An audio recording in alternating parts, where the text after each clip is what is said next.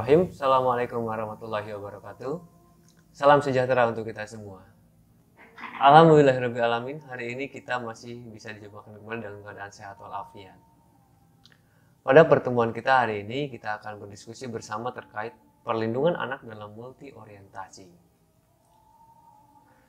Berbicara terkait perlindungan anak berarti berbicara tentang tujuan hidup manusia.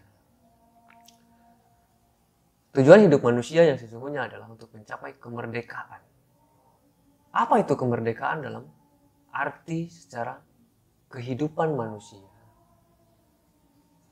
Dalam dimensi ini, kemerdekaan bukan hanya dalam ranah fisik individu itu saja, melainkan kemerdekaan dari sisi jiwa.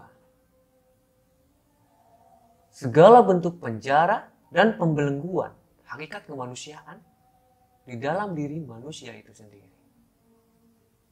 ataupun dari luar diri manusia itu sendiri. Karena pada hakikatnya kebahagiaan manusia bukan hanya saja dalam konteks fisik, melainkan kebahagiaan manusia berada pada konteks psikis, kejiwaan. Nah, disinilah proses yang harus benar-benar kita pikirkan, benar-benar kita jadikan acuan untuk menjadikan bagaimana manusia itu merdeka dan benar-benar merdeka sebagai manusia yang seutuhnya. Dan tentunya dalam hal kemerdekaan ini bukan berarti bebas nilai, karena tetap dalam sisi kemerdekaan di dalam lingkungan pendidikan masih dilingkari oleh sistem-sistem nilai yang berlaku di dalam kehidupannya, termasuk agama, budaya, negara, dan lain sebagainya. Itu menjadi acuan dan bagian dari batasan-batasan atas kemerdekaan itu. Kenapa menjadi ada batasan? Karena kita garis bawahi dari awal ada istilah pendidikan. Bahwa perubahan perilaku manusia menuju ke arah yang lebih baik dibatasi dengan sikap-sikap normatif. Terjadinya perubahan perilaku yang tadinya tidak bisa menjadi bisa, yang tadinya tidak bisa mencopet menjadi bisa mencopet. Itu bukan perilaku yang normatif. Berarti itu bukan pada ranah perubahan perilaku dalam dunia pendidikan. Yang tadinya tidak bisa menjadi bisa, yang tadinya tidak bisa membaca menjadi bisa membaca. Yang tadinya tidak bisa menulis menjadi bisa menulis. Menulis yang seperti apa? Masih tetap ada batasan. Menulis yang memiliki makna positif, bermanfaat untuk kebaikan hidup mereka. Hidup kita sebagai manusia yang menjalankannya. Nah, begitupun dengan ranah perlindungan anak dalam sisi memerdekakan mereka di masa depan, supaya apa? Supaya bahagia. Bukan hanya berpikir tentang melindungi anak bahagia di hari ini saja, tapi kita pun harus berupaya memikirkan bagaimana supaya anak-anak pun bahagia di masa depan kelak. Nah, inilah kenapa ada istilah multi orientasi. Ada orientasi pendidikan untuk saat ini dan ada orientasi pendidikan untuk masa depan.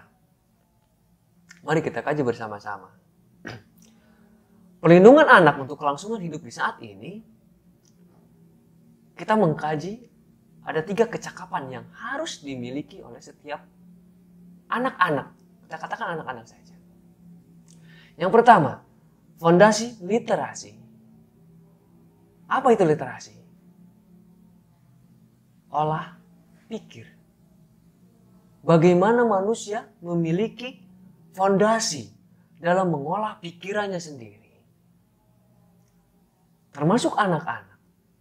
Bagaimana anak-anak bisa mengolah pikirannya dalam konteks yang positif.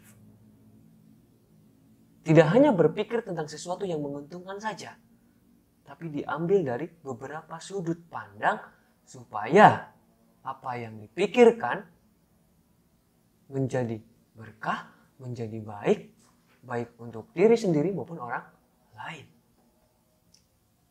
banyak literasi yang harus kita kaji. Banyak literasi yang harus anak-anak maknai. Tanpa pemahaman manusia dewasa, maka sampai kapanpun anak-anak tidak akan bisa memaknai itu. Karena tetap pada hakikatnya bahwa anak-anak adalah makhluk yang meniru, mengimitasi. Dan pada akhirnya anak-anak itu akan mengkristalisasi dalam dirinya. Ada literasi membaca, literasi menulis, literasi budaya, literasi digital.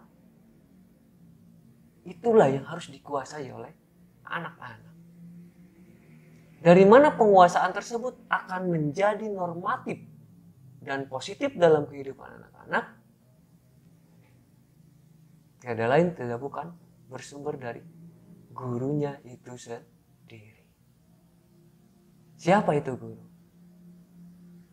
Manusia dewasa yang memiliki kewajiban memberikan contoh, membimbing, melatih, supaya anak-anak dapat meniru, mengimitasi, memanipulasi, dan mengkristalisasi segala sesuatu yang dia ketahui untuk berperilaku dalam hidupnya.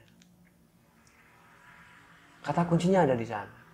Tidak semata-mata kita pun berpikir anak-anak terus diberikan masukan supaya mereka berperilaku positif. Tapi gurunya itu sendiri tidak memberikan contoh yang baik kepada anak-anak. Nah, bagaimana supaya tataran pengolahan pikiran anak-anak itu menjadi baik? Mengolah pikir dari sisi digital di hari ini misalnya. Orang dewasa antara pendidikan di sekolah, pendidikan di rumah, dan pendidikan masyarakat harus dilakukan sinkronisasi antara satu dengan yang lainnya. Tidak boleh antara satu dengan yang lainnya ini menjadi bingung dalam pemikiran anak-anak. Misal sederhana, di sekolah anak-anak diperbolehkan membaca buku sambil duduk di teras. Di rumah, anak-anak tidak diperbolehkan membaca buku duduk di teras. Masuk ke realita.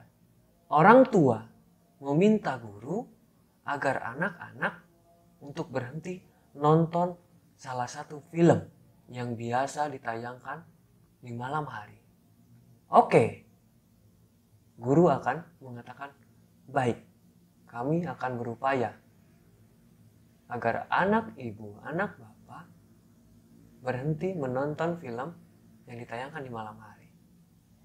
Tapi ingat, jika orang tua di rumah masih tetap melakukan hal tersebut, sekuat apapun guru memberhentikan anak untuk tidak nonton film tersebut, maka tetap saja anak tidak akan bisa diberhentikan nonton film tersebut.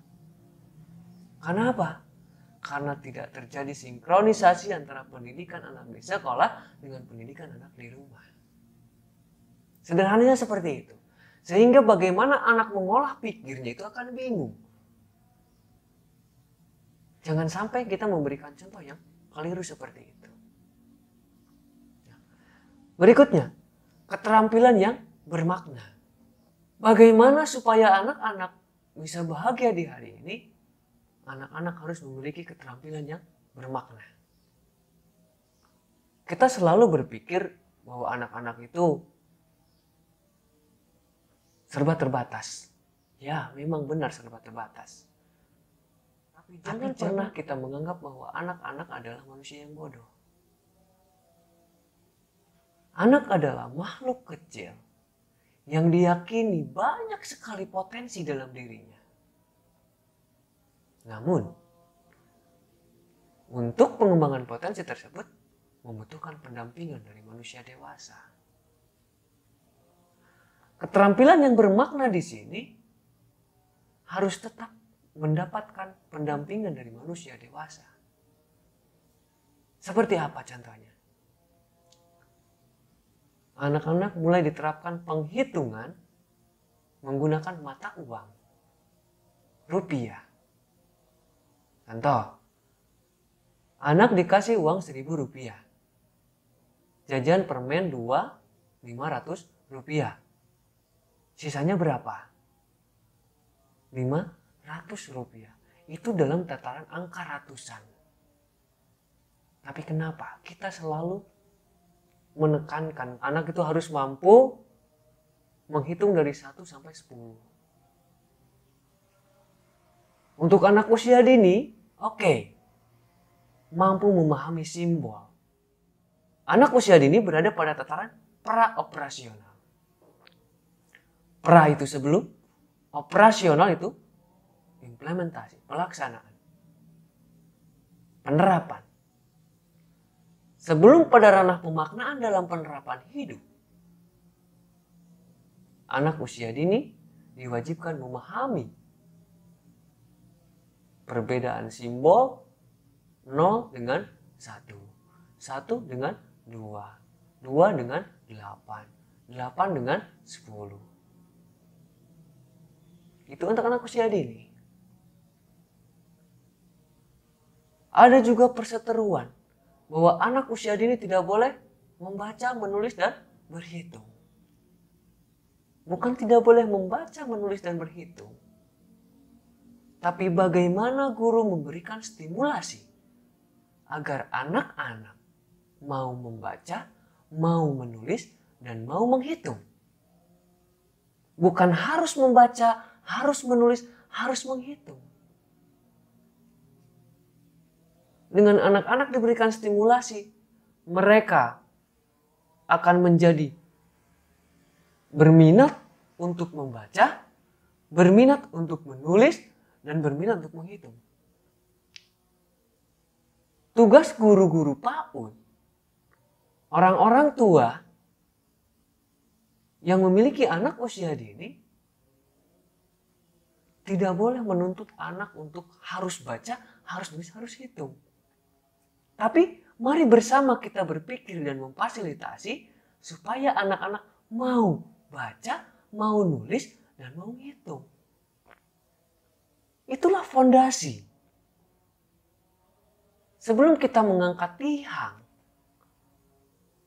maka kita siapkan fondasi yang kuat terlebih dahulu. Setelah ada kemauan, ada keinginan, ada minat, tidak perlu kita paksa-paksa lagi. Tapi justru nantinya anak akan menantang. Ma, Pa, aku mau baca. Ma, Pa, aku mau nulis. Ma, Pa, aku mau berhitung. Biarkan anak yang menantang orang tua, menantang guru. Supaya mereka mau melakukan segala sesuatu yang terbaik yang seharusnya mereka lakukan. Yang seharusnya anak-anak lakukan. Disinilah maksud dari keterampilan yang bermakna. Bukan bermaksud keterampilan yang bermakna di sini ada unsur paksaan. Karena pada hakikatnya anak-anak berada pada masa dunia bermain. Apapun yang kita lakukan harus dikemas dalam konsep bermain. Berikutnya ada kualitas karakter. Seperti apa karakter yang berkualitas di dalam diri manusia? Karakter yang berkualitas bukan hanya diketahui saja. Tapi karakter yang berkualitas adalah mengkristal dalam dirinya. Bagaimana menjadi sesuatu yang ada dan tidak terpisahkan dalam diri manusia itu sendiri. Dalam hal ini adalah anak-anak, anak usia dini. Kualitas karakter anak usia dini, minimalnya pembiasaan diri. Mengucapkan salam, meminta maaf, berterima kasih, membantu, dan lain sebagainya. Hal-hal yang sederhana, tanpa sebetulnya mereka memaknai maksudnya apa harus mengucapkan salam. Tanpa harus mereka memahami apa maksudnya berterima kasih. Kenapa? Karena kembali lagi, anak usia dini berada pada masa pra-operasional.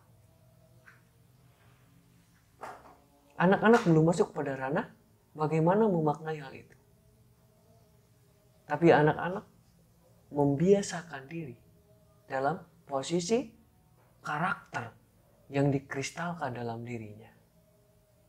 Itu 3 hal yang menjadi bagian yang wajib dikuasai oleh setiap anak jika kita berharap mereka bahagia di hari ini.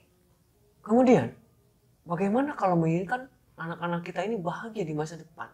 Jika memang 3 ranah yang tadi itu hanya untuk memenuhi kebahagiaan mereka di saat ini saja. Karena yang kita pikirkan, fondasi literasi, keterampilan bermakna, dan kualitas karakter seolah-olah menjadi bagian untuk kebahagiaan hidup manusia masa depan. Padahal itu hanya untuk memenuhi kebutuhan hidup dan kebahagiaan mereka di hari ini saja. Nah, seperti apa? Kita kupas bersama-sama. Bagaimana melindungi anak-anak untuk kebahagiaan hidup di masa depannya? Yang paling utama, kesiapan mental. Seperti apa mental yang harus disiapkan pada diri anak-anak? Jika di hari ini wajib menguasai mental revolusi industri 4.0, maka untuk kesiapan hidup bahagia di masa depan, maka dalam diri anak-anak harus tertanam mental society 5.0. Mari kita renungi bersama-sama. Keterampilan 4.0 itu bukan saatnya dipelajari di hari ini. Tapi mental 4.0 harus sudah diterapkan di hari ini. Lalu apa yang harus kita lakukan di hari ini? Menyiapkan mental manusia agar mereka siap hidup bahagia di masa era society 5.0. Itu kata kuncinya. Apa saja yang harus ditanamkan di dalam diri manusia agar mereka memiliki mental untuk siap hidup bahagia di era society 5.0 ini.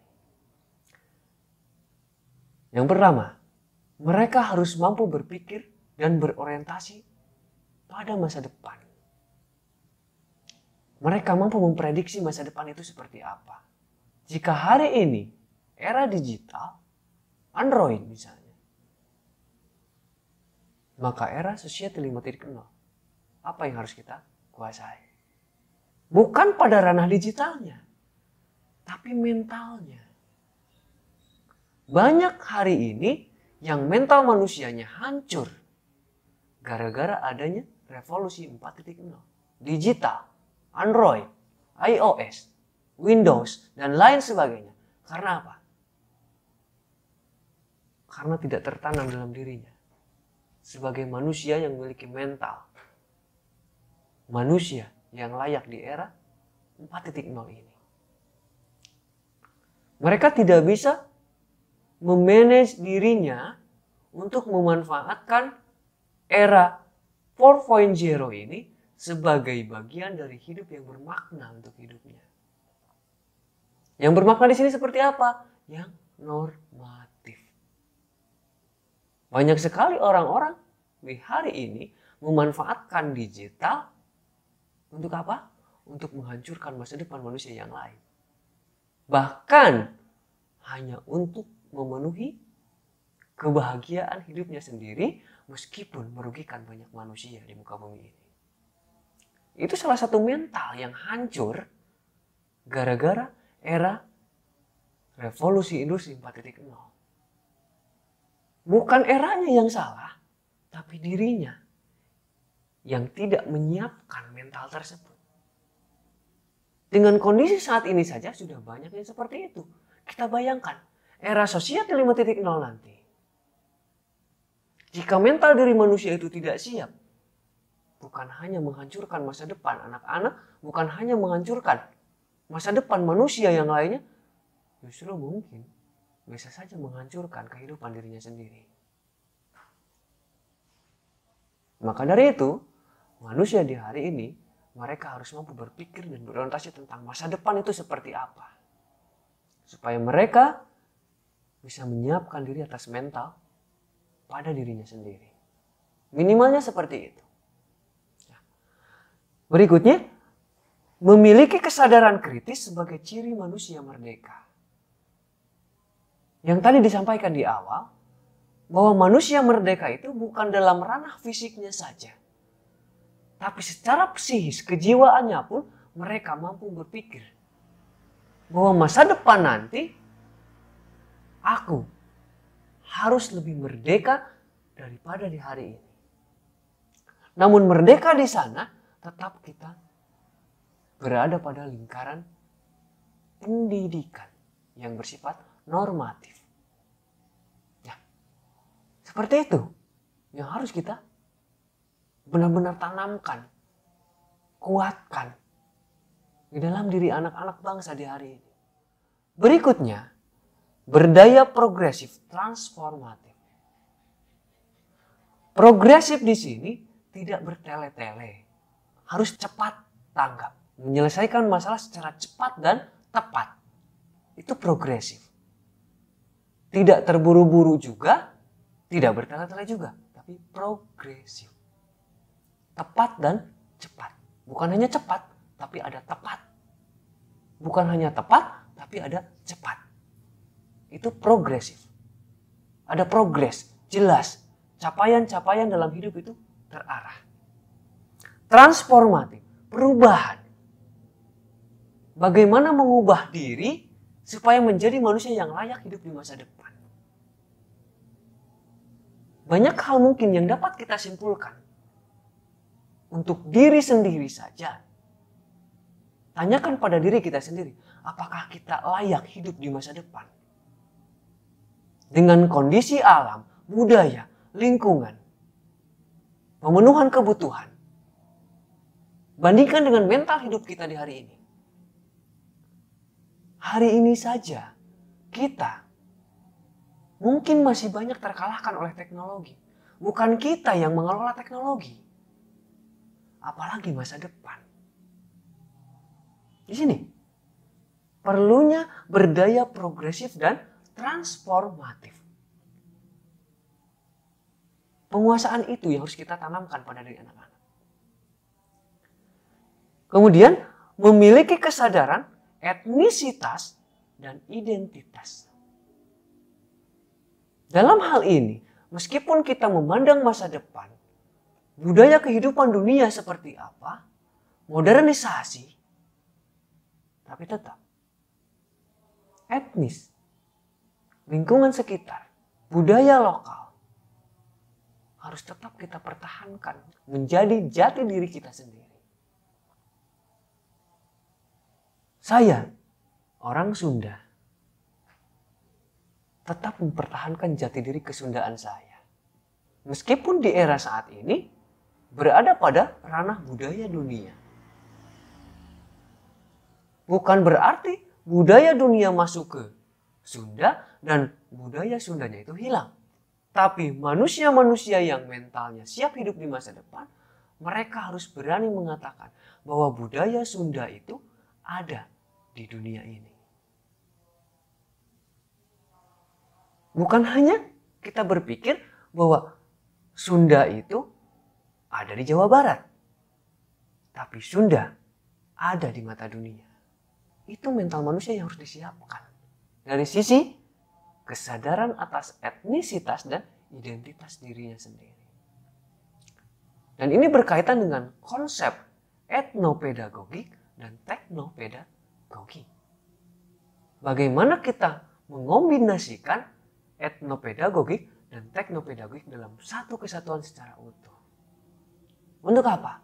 Untuk kebahagiaan hidup manusia di masa depan.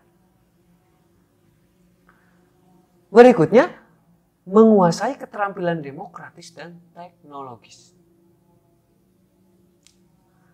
Tetap, dalam posisi ini pun bukan berarti memaksa manusia harus memenuhi kebutuhan hidup secara teknologis di masa depan. Tapi budaya lingkungan sendirinya itu tidak kita pikirkan sama sekali. Budaya lingkungan kita sendiri pun harus kita pikirkan. Lingkungan alam Indonesia pun harus kita pertahankan. Kenapa tidak berpikir otoriter? Budaya saat ini digital ya digital. Mau bagaimana bisa? Beras, nasi, didigitalisasikan. Itu tidak akan pernah bisa. Yang tidak akan pernah bisa dijadikan artificial reality di berikutnya. Robot. Makan bisa pakai robot. Masak nasi pakai robot. Masak air pakai robot. Ngepel pakai robot. Cuci piring pakai robot. Cuci baju pakai robot. Setrika baju pakai robot. Lalu apa lagi yang harus dilakukan oleh manusia? Kemudian apa yang tidak bisa kita gantikan dengan robot? Guru. Manusia dewasa. Yang tidak akan pernah bisa digantikan dengan robot. Kenapa? Karena robot tidak memiliki hati nurani. Tapi seorang guru mendidik siswanya menggunakan hati nuraninya. Bukan hanya sekedar berbicara, bukan hanya sekedar menindak, tapi dengan hati nurani yang tulus, maka terjadilah perubahan perilaku ke arah yang positif pada diri anak-anak. Tapi robot, mau bagaimana bisa? A ya A, B ya B. Kenapa? Karena itu sistem. Siapa yang membuat sistem? Manusia. Sehingga pada akhirnya kita dapat memaknai bersama-sama bahwa untuk melindungi anak dalam sisi multi orientasi ini, ujung tombaknya tetap berada pada sosok manusia dewasa yang berpikir. Siapa itu? Guru, orang tua, dan manusia dewasa lainnya yang peduli atas masa depan anak-anak bangsa ini. Baik teman-teman, mudah-mudahan apa yang telah kita kaji di hari ini dapat bermakna, bermanfaat untuk kita semuanya. Teman-teman, tetap jaga semangat, tetap jaga kondisi, jaga kesehatan. Salam untuk orang-orang terdekat di hati teman-teman semuanya. Sebelum saya tutup undur diri, mari kita teriakan bersama. Aku bahagia hari ini. Assalamualaikum warahmatullahi wabarakatuh.